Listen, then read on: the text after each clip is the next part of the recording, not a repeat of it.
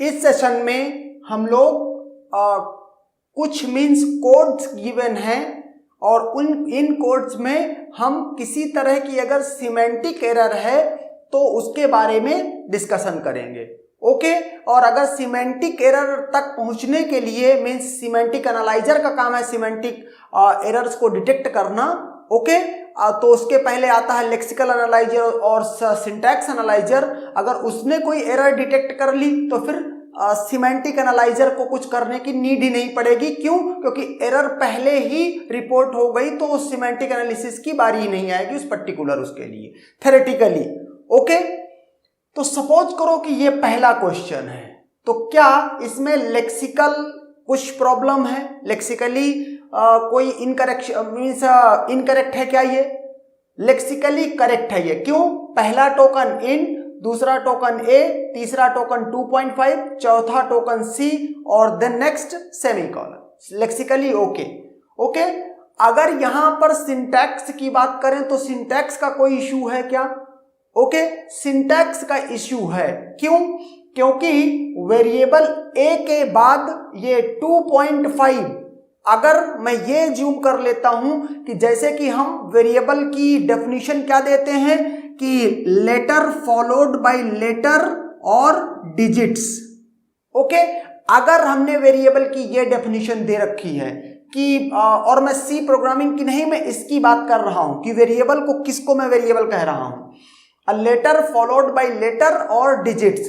तो यहां पर लेटर से स्टार्ट हुआ और 2 तक क्या है ये लेटर और डिजिट, लेकिन ये डॉट जो पॉइंट है ये इसमें इंक्लूड नहीं हो रहा है। इसका मतलब जो ये यहां तक A2 जब पढ़ लेगा तो A2 के बाद जब नेक्स्ट पढ़ने जाएगा तो क्या एक्सपेक्ट कर रहा है? कॉमा। क्योंकि अगर कॉमा होगा तो उसके लिए जो मीन्स जो प्रोग्रामिंग लैंग्वेज में जो ये डिक्लेरेशंस होती हैं, इन डिक्लेरेशंस के लिए कॉन्टेक्स्ट फ्री ग्रामर होती है। ओके, तो अगर यहां कॉमा है, ओके मीन्स अगर सपोज करो कि आपका डिक्लेरेशन इस तरह की है, ओके, तो इसके लिए कॉन्टेक्स्ट फ्री ग्रामर है, इसको कॉन्टेक्स्ट फ्री ग्रामर पार्स कर पाएगी। लेकिन अगर ये मीन्स इस तरह का डिक्लेरेशन में स्टेटमेंट्स है, चीजें लिखी हुई हैं, तो फिर ये सिंटैक्स ये करेक्ट नहीं है। कॉमा एक्सपेक्ट कर रहा है और वो इस पे है नहीं, तो इसके रिस्पेक्टिव कोई कॉन्टेक्स्ट फ्री ग्रामर मिल नहीं पाएगी और इस वजह से यहां पर क्या प्रॉब्लम है? सिंटैक्स एरर है। ओके, नेक्स्ट पे आते हैं। इंट ए हैश और इसके बाद सेमीकोलन। तो यहां पर इंट में कोई इशू नहीं है। अगर लेक्सिकल एनालाइजर का काम देखें, लेक्सिकल एनालाइजर को जब ये दिखाई पड़ेगा हैश, तो इस हैश की वजह से लेक्सिकल एनालाइजर इसको आइडेंटिफाई ही नहीं कर पाएगा। तो आगे फिर सिंटैक्स एनालाइजर क्या एरर चेक करेगा? लेक्सिकल एनालाइजर जब तो इस स्ट्रिंग के रिस्पेक्टिव सारे टोकन एक एक करके सारे टोकन सिंटैक्स एनालाइजर को दे देगा तो फिर इसकी पार्सिंग स्टार्ट होगी। ओके, तो चूंकि यहां पर मीन्स यहां पर ये सिंबल अलाउड ही नहीं है अगर हम सी प्रोग्रामिंग लैंग्वेज की बात करें, एंड देयरफॉर क्या? Lexical error. ओके, अगर इस पे बात करते हैं इंट आई और i++ और सेमीकोलन, लेक्सिकली करेक्ट है, सिंटैक्स में भी कोई इशू नहीं है। ओके, लेकिन इसमें सिमेंटिक में दिक्कत आएगी। क्या प्रॉब्लम आएगी सिमेंटिक एनालिसिस में कि i++ करने क्यों कह रहे हो, लेकिन i की कोई वैल्यू नहीं गिवन है जिस वैल्यू को ++ किया जाए। ओके, मींस i अगर कुछ इनिशियलाइज होता तो फिर इसमें किसी तरह की कोई एरर नहीं थी, और चूंकि i की कोई वैल्यू इनिशियलाइज नहीं है और इसकी वजह से यहां पर क्या होगा? सिमेंटिक एरर जनरेट होगी। ओके, अगर यहां बात करें तो यहां पर लेक्सिकली कोई प्रॉब्लम नहीं है, सिंटैक्स इसका एकदम परफेक्ट है, इसके लिए कॉन्टेक्स्ट फ्री ग्रामर है, पार्स किया जा सकता है।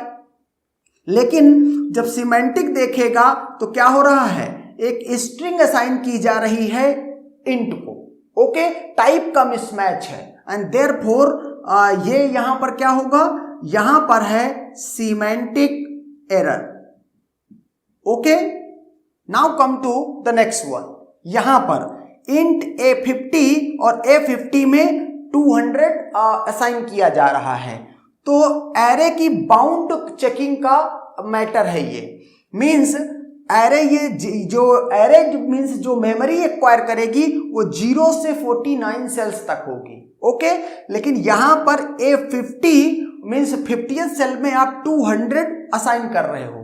ओके, तो इस वजह से यहां पर सिमेंटिकली ये इनकरेक्ट है। ओके, अगर थ्योरेटिकली बात करें तो इसमें किसी तरह की कोई एरर नहीं आनी चाहिए। ओके, क्यों नहीं एरर आनी चाहिए? क्योंकि अगर आप सी प्रोग्रामिंग में, अगर मैं सी प्रोग्रामिंग की बात करूं, ओके, तो ये प्रिंटफ %d और सपोज करो कि इसी में मैं मींस मेरे पास कोई एक एरे है, लेट्स से कि 10 एलिमेंट की। ओके, और मैं यहां पर पैसे प्रिंट कराऊं क्या? A11। ओके, तो चूंकि एरे में बाउंड चेकिंग नहीं हो पाती है, मैंने एक एरे डिक्लेयर की थी और उसमें 10 एलिमेंट्स लिए थे, और इसके बाद मैं प्रिंट क्या करा रहा हूं? A11। ओके, इंटीजर टाइप की एरे थी। इस स्टेटमेंट में किसी तरह की कोई एरर जनरेट नहीं करेगा कंपाइलर। ओके, गार्बेज वैल्यू आपको आउटपुट में देगा। ओके, लेकिन अगर थ्योरेटिकली देखें तो ये क्या है? सिमेंटिक एरर है। Okay, now come to the 6th one. यहां पर अगर देखें तो मेन इसमें तो कोई इशू है नहीं। int 1xy, यहां पर भी ये 1xy अगर इस तरीके से देखें तो ये क्या मीन्स वेरिएबल अलाउड है? ये वेरिएबल नेम अलाउड नहीं है। ओके, सिमेंटिक एनालाइजर ये चेक कर लेगा कि इस तरह का वेरिएबल नेम अलाउड नहीं है, एंड देयरफॉर यहां पर क्या है? ये सिमेंटिक एरर है due to this 1xy। Okay, बाकी आगे कहीं पर कोई इश्यू नहीं है। अगर इस प्रिंटफ स्टेटमेंट में देखो तो आप क्या कर रहे हो? एक वेरिएबल x यूज कर रहे हो before its declaration. Okay, and therefore again semantic error. Okay, due to this variable x। 7th question, अगर यहां पे बात करें तो मेन इसमें लाइन में, पहली लाइन में कोई दिक्कत नहीं, सेकंड लाइन में कोई दिक्कत नहीं, third line int a = 2 b = 3c, यहां पर भी कोई इशू नहीं है, ना लेक्सिकली और ना सिंटैक्टिकली। तो अब सिमेंटिक देखते हैं, a + b = c।